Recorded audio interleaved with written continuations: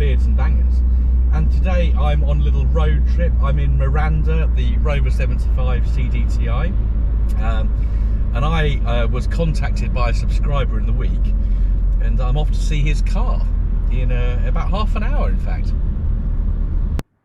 Welcome to Beards and Bangers.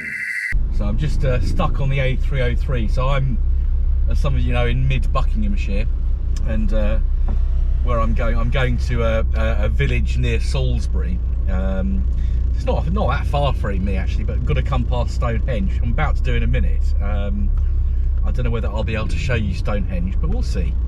So what am I doing? So yeah, was chatting to one of my subscribers, who's also in my Facebook group, so don't forget to look that up, Beards and Bangers on Facebook. And yeah, he's got an MG ZT 1.8 turbo, quite a late one. I think it's on an 05 or a 55 plate, and he's got a problem with his airbag light. So I don't think anyone round where he lives has got T4. And I said, well, I've got Pscan, we can have a look at it. Now, airbag lights, you can, in my experience, sometimes you can get them to go out with a diagnostics tool, but they generally come back on again because the problem isn't in the BCU or the whatever module controls the airbag. It's down to a connector. You've got so many connectors on the 75 and ZT. So I think you've got you obviously got the steering wheel, you've got the passenger airbag, you've got the seat airbags, you've got the rear airbags as well. So there's a lot of connections that can go a bit brittle. Let's be honest. These cars are all, you know, 20, coming on for 25 years old. Some of the older 75s. So you know that wiring's been sitting there for a while. These cars get damp, they get corroded. You know, so there's lots of things can go wrong. One airbag light, real common MG Rover, late Rover group failure point on MOTs. So this car hasn't got an MOT. We began to discuss me buying the car, but we haven't, as the Americans would say, talked turkey yet. So I'm hoping we can fix it. If not, I might have another project, which I wasn't hoping to do quite yet because this car's got to be sold, the ZTT's got to be sold, and the 260's got to be sold. So I was hoping to come into 2024 with 3 cars on my fleet. The 3 that I'm keeping, that's the Husley Bear, the 190, Penny the Streetwise, and Bram the BRM. But if it's a good price, 1.8 turbo, they're pretty desirable model. They're, you know, some people are a bit excuse me, frog in my throat, have a sip of coffee. Some people are a bit like, oh no, 1.8 turbo, you shouldn't, you know, blow a K series. Well, they're good engines if they look after. There's a really famous sunspot yellow MG ZT 1.8 turbo owned by a guy called Bob. I'm sure you all know the car. You know, that car's done, I think it's getting on for 300,000 miles. And that's a K series turbo. So they are good units. You've got to look after them. So we'll get down to Salisbury, and we'll go and see my subscriber and go have a look at his car. We'll plug Pscan in, so we'll have a look at Pscan as well today, and maybe there'll be another project on the channel. We'll see. Because I'm stuck in traffic, I was able to safely move the camera. Yeah, the A303 is, when it's clear, it is the most wonderful road. For me, it just screams childhood holidays. My father would avoid the motorways to make our drive to, we used to stay in a place called Sidmouth in Devon, and there was a family hotel there called the Southcombe Hill House Hotel. I think we stayed there for 11 years running, from when I was probably 5 till about 16. Real old school hotel, very good, very high standard. 3 square meals a day. I don't know how we managed to put the food away, but we did. Full English breakfast, cooked lunch, cooked dinner. There was afternoon tea as well, so it was a real lot of food. But this road is very evocative for me. But when you get around the Stonehenge area, as we now are, and as you can see through the camera, it does get rather busy because everyone is rubbernecking Stonehenge, even though it's been there for, I don't know, is it tens of thousands of years or thousands of years? And it's not going to go anywhere. So you can pull up and pay to go and have a look around it. It's yeah, but everyone seems to rubberneck it from the car, and I get why they do that, because it's like, you know, you're heading to the southwest. It's, you know you're heading to a nice part of England, holiday, potential holiday maybe, and everyone gets very excited about it. So we will see if we go past Stonehenge in just a sec. Right, so you should be able to see Stonehenge. I'm looking in the back of the camera to see if you can see it, but maybe I'll have to edit it so it zooms in. But yeah, there's Stonehenge. A lot of people there. It's a, shut up Siri, it's a miserable day, and there's a lot of people trooping around there. So they are troopers for doing their trooping. Yeah, I've never done any of these solstice visits where you know, go there on the summer or the winter solstice and dance naked around the stones, but maybe no one wants to see that. Maybe I don't want to do it, but yeah, there's Stonehenge. So we'll get down the road. I'm having a very comfortable drive. Miranda is lovely. I'm used to the ZT setup with the bucket seats and the stiff suspension, but yeah, it's such a comfortable car to drive, and sipping its fuel as well. Right, we'll see you down in Salisbury.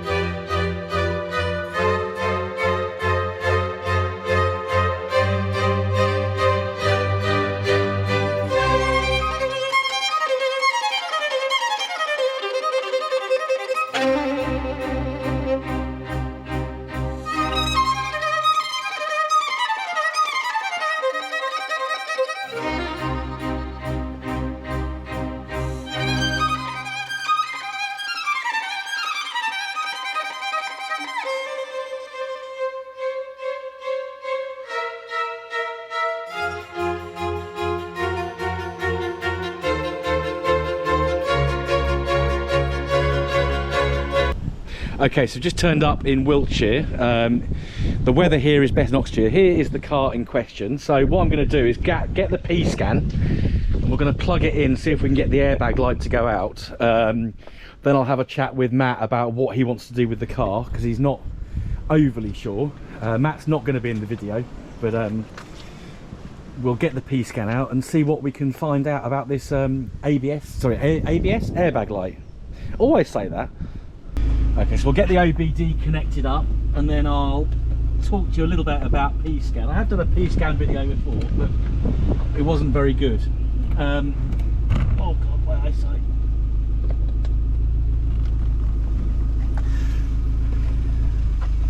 Let's move that for a sec. Oh, I can't see what I'm doing. There we are. So there's Pscan plugged in. You know it's right when the light flashes. So just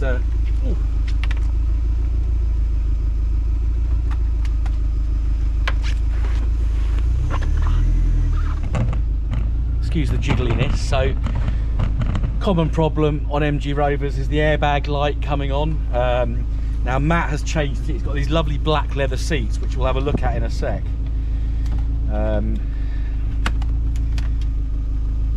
But of course, when you do that, you're fiddling with the connectors under the seats, and that can cause problems. So just put the I'm being very clumsy doing this, so let's turn that off. Let's log into my laptop. I don't know if you can see that. So Pscan, guy called Philip invented it. It's a very clever bit of kit. It's a combination of using elements from Rover Testbook 4, T4 as you guys know it. If you've ever seen T4, it's a great big module, about so big, that plugs into a laptop, comes with various discs. Pscan's a bit different. You've got this tiny little box, there we are, Pscan and this will fit all MG Rovers. If you've got an R8, so the older style 200s from the early mid-90s, you'll need a special adapter because they haven't got OBD ports. But yeah, Philip's done a really good job. He does a lot of reverse engineering with ECUs, so there's actually, you can talk to the V8, the Rover V8, MG ZT260 Rover V8 with this, which is, those of you who know T4, it's hard to do. So I'm just going to log into Pscan, and it's just a little program you download when you buy Pscan. And this video isn't sponsored by Pscan, so I'm just using it to see if we can see what's wrong with this airbag.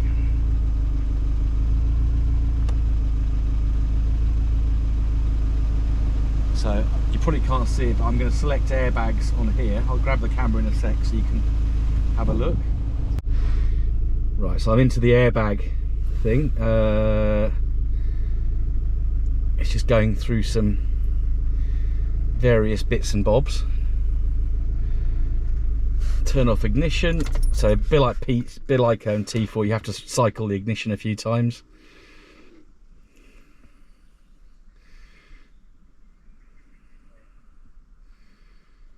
Let's just turn on ignition, click next.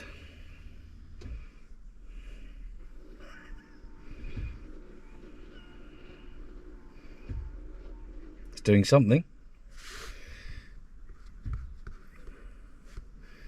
Select log file. Oh no. I've done the wrong airbag. Let's try this one here. If I remember what I did before, it'd be a lot easier.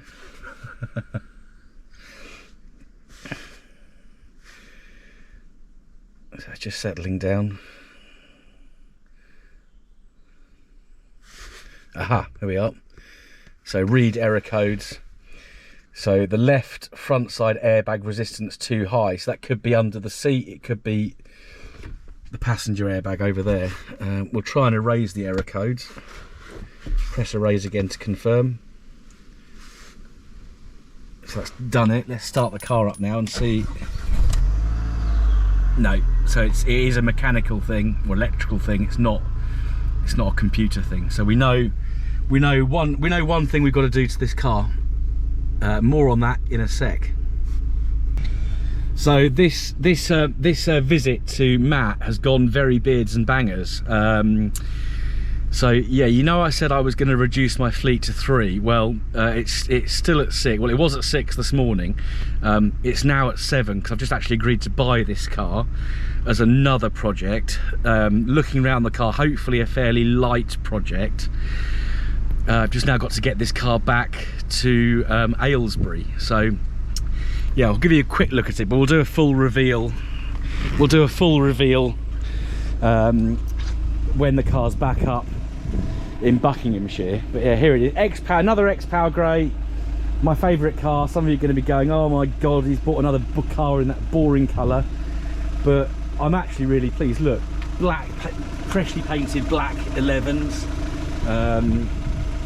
It's a 1.8 turbo, so it's one of the variants that I've not owned. Black leather seats, really nice. It's got an X-Trons head unit, so I'll have to get my head around that. All these different head units I've got, I'm going to get really confused. I don't think it's an SE, but it has got, Matt's put a blind in it, so it's got the sun blind, which works. The heated seats, I'm not sure if they work or not, but not something I tend to use. I don't like electrically heated seats, but it's got them. Yeah, it's pretty clean and tidy. The headlining is going, but that's kind of given. But I'll just get some more fabric. So EU Fabrics to get some more money out of me. Everything seems to come into life. So we've got lovely hot air. So that means we haven't got a blocked matrix or thermostat issues, which is really good news. So aside from the airbag light, everything seems to be working pretty well. So we'll get the car back. So I'm going to have to. It's got no MOT, so I need to get it booked in so I can drive it to the MOT place. Let's turn that off so we're not wasting the battery. Yeah, other little touches that I've spotted that it's got. Wind deflectors, I like those. I do like to crack the window, so that's nice. It's got the big spoiler, which I do like. And one thing I spotted straight away when I pulled up is this has actually got a Mark 1 boot. So that gives you the big spoiler, but of course it gives you a key, so that if your button doesn't work, you can get into the car. So, and Matt has got the key for that, so that'll be coming back with me at some point. There we are, power flow back box. So power flow back sound, it's got a really nice little note, bit of condensation coming out there, but we'll clear that by driving it in the next couple of weeks. Another X-Power Grey ZT, go me.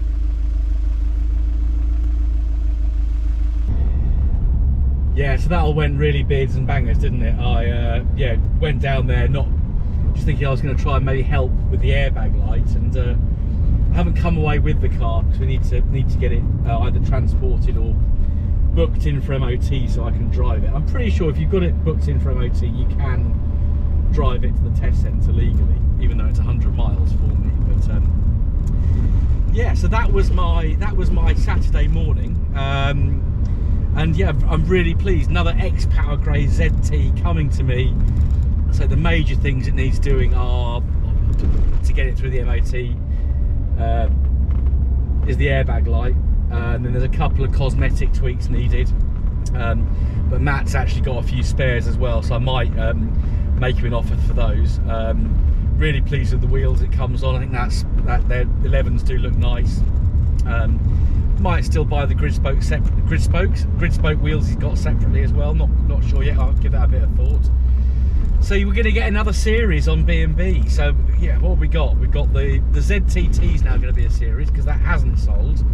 Penny's going to be continued, that series, and then we're going to have a series on the ZT 1.8 turbo. So there we are. Well, thank you for watching this little video. Greatly appreciate the support you've given me in 2023. We'll look forward to 2024, it being the year of the Streetwise, so expect lots of Streetwise content in 2024. If you don't already subscribe, please do hit that subscribe button. If you're feeling really generous, then do consider joining the channel as a member, because you get access to videos like this. Let's pull out of this junction safely a little bit early. But yeah, don't forget to like as well, leave a comment, tell me what you think. I know some of you are going to be rolling your eyes and going, what has he done now? But I kind of get used to that. Thank you for watching. I'll see you again very soon on the next episode of Beards and Bangers. Goodbye.